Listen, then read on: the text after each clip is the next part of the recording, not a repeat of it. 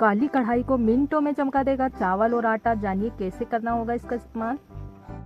क्या आपने सोचा चावल और आटे की मदद से काली कढ़ाई को भी साफ किया जा सकता है? अगर नहीं सोचा तो अब इस ट्रिक के बारे में जान लीजिए। हम आपको चावल और आटे की मदद से क्लीनिंग का बहुत बढ़िया तरीका बता रहे हैं। किचन में इस्तेमाल होने वाले बर्तन अक्सर गैस की तेज आंच की वजह से काले पड़ जाते हैं। खास तौर पर कढ़ाई काली दिखने के साथ साथ चिकनी भी हो जाती है। रोजाना यूज होने की वजह से इसका कालापन जिद्दी हो जाता है, इसलिए एक बार धोने के बाद भी कढ़ाई का कालापन और चिकनाई निकलती नहीं है। यहाँ तक कि घंटों की मेहनत के बाद भी नतीजा कुछ खास नहीं रहता है।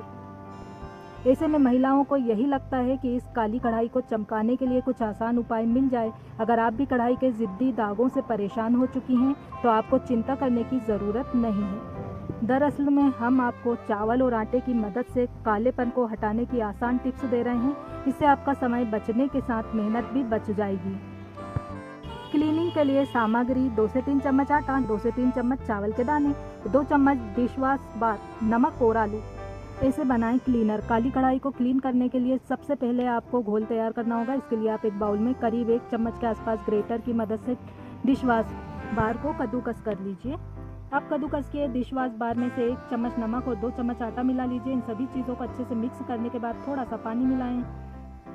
यूं हटाएं कढ़ाई का कालापन। जब आपका घोल तैयार हो जाए तो आप इसे स्क्रबर की मदद से कढ़ाई और पैन के तले में लगाकर 2 मिनट के लिए छोड़ दीजिए। अब काले जिद्दी दागों पर 1 चम्मच चावल के दाने डालकर रगड़ना शुरू कीजिए।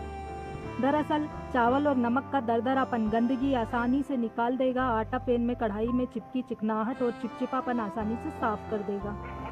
कढ़ाई का बेक साफ करने का तरीका। आप कढ़ाई का बेक साइड साफ करने के लिए आलू में दरदरा नमक लगाकर अच्छे से रगड़िए।